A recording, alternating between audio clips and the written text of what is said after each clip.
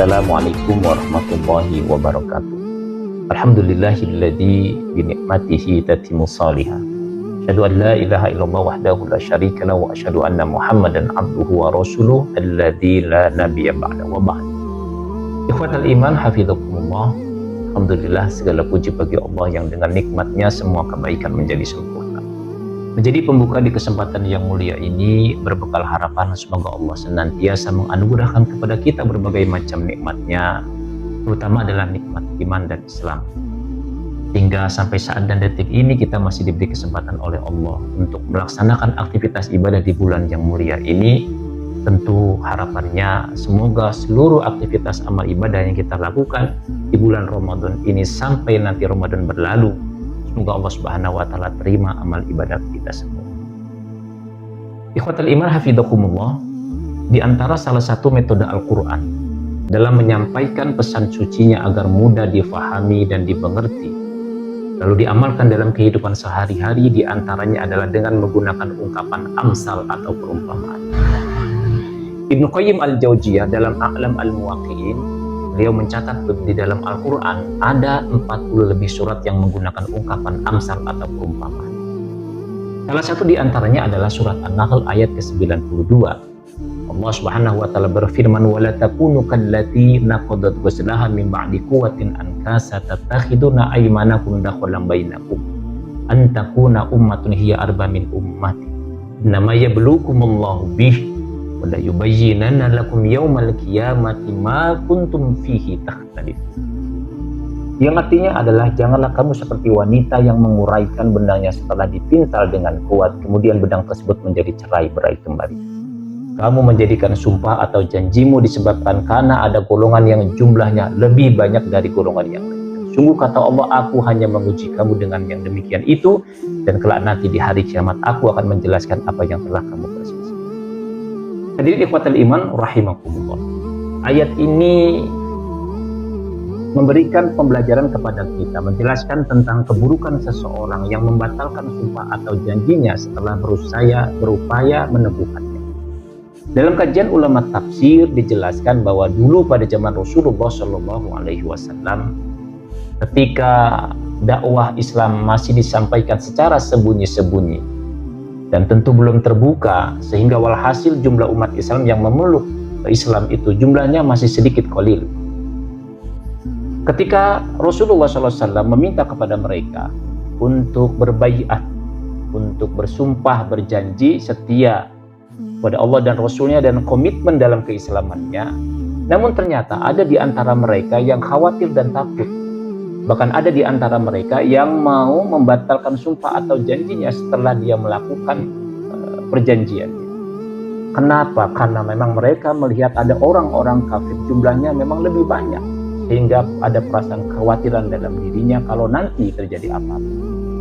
Nah, orang-orang yang tadinya sudah komitmen, kemudian ada di antara mereka yang membatalkan komitmen dan janjinya, itu diibaratkan seperti wanita yang tidak waras, yakni wanita yang menguraikan benangnya setelah dipintal dengan kuat kemudian menjadi cerai-berai kembali.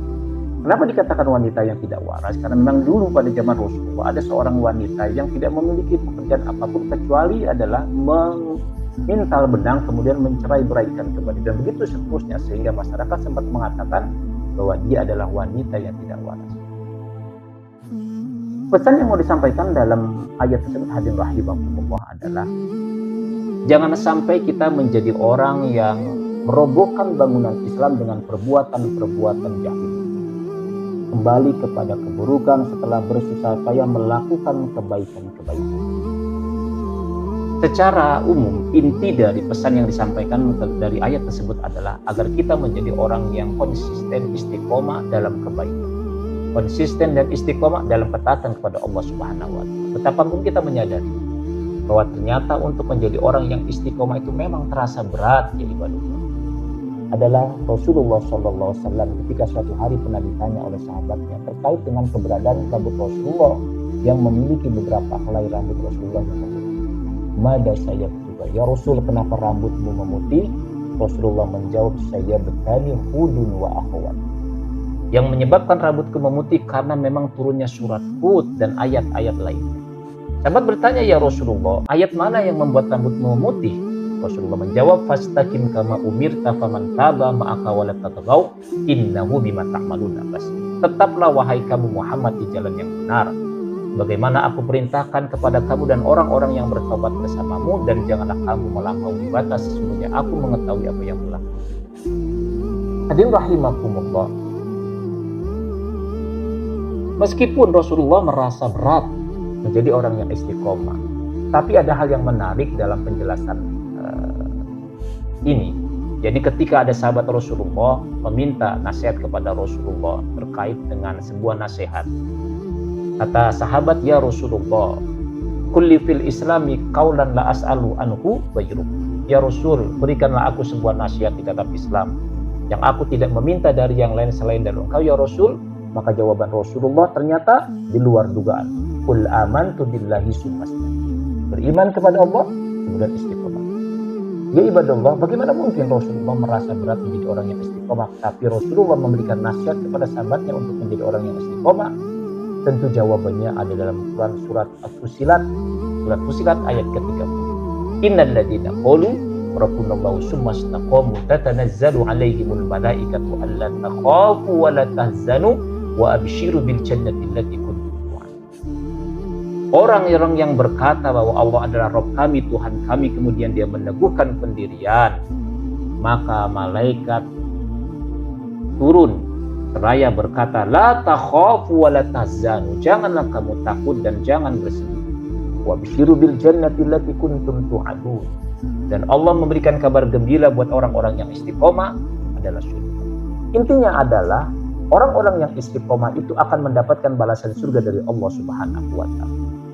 Nah, hadirin rahimakumullah, Ramadan memberikan sebuah pembelajaran yang sangat luar biasa. Tarbiyah rohani untuk kita agar kita menjadi orang yang istiqomah selepas dari Ramadan. Maka diharapkan semua aktivitas ibadah yang kita lakukan, yang sudah kita lakukan di bulan Ramadan ini terus terjaga. Karena jangan sampai kita menjadi orang yang rugi, adalah orang yang ketika sudah melakukan banyak kebaikan dan ketaatan kepada Allah Subhanahu wa taala, selesai Ramadan ternyata semua ketaatan itu hilang dengan perbuatan-perbuatan maksiat kepada Allah Subhanahu wa taala. Inilah yang pernah disampaikan dari seorang syekh yang bernama Abu Bakar Az-Zur'i ketika ditanya oleh salah seorang murid, ya Syekh, ma afdalu baina Rajab wa Sya'ban? Mana yang lebih utama antara bulan Rajab dengan bulan Sya'ban? Kemudian sang guru menjawab dengan pertanyaan yang sangat simpel dan diplomatis. Apa jawabannya? Adalah di luar dugaan. Jawaban Syekh adalah kun rabbaniyan wa la takun sya'ban. Jadilah kamu hamba Allah yang rabbani, jangan menjadi hamba Allah yang sya'bani. Apa hamba Allah yang rabbani ya ibadallah? Hamba Allah yang rabbani itu adalah hamba Allah yang ketakwanya madal haya, sepanjang zaman.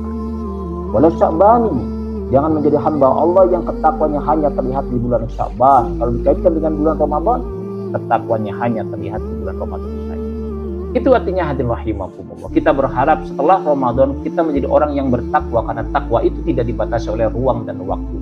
Ittaqullaha haitsuma kunta, kata Rasulullah ketika memberikan nasihat kepada sahabatnya, bertakwalah kamu kepada Allah dimanapun engkau berada. Artinya apa?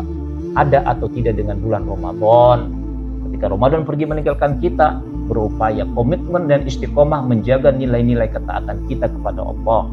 Di antaranya adalah menjaga sholat 5 waktu di masjid bagi laki-laki, kemudian menjaga tilawah Al-Quran, menjaga qiyamul lail, dilanjutkan dengan saum, puasa Senin Kamis, dan begitu seterusnya. Inilah yang diinginkan dari hadirnya Ramadan setelah Ramadan pergi berlalu meninggalkan kita. Bukankah Allah mengatakan wa'bud rabbuka hatta ya'tiyakal yakin, sembahlah aku sampai kematian datang menjemputku. Artinya apa? Bahwa Allah menginginkan kita menjadi orang yang istiqomah sampai nanti kita kembali menghadap Allah Subhanahu wa taala. Demikian apa yang bisa saya sampaikan, mudah-mudahan bermanfaat di penghujung bulan Ramadan ini. Mudah-mudahan kita menjadi pribadi yang bertakwa, dan ketakwa itu sampai kita bawa menjadi bekal kita di saat nanti kembali menghadap Allah Subhanahu wa taala. Barakallahu fikum jami'an. Billahi taufiq wal hidayah. Assalamualaikum warahmatullahi wabarakatuh.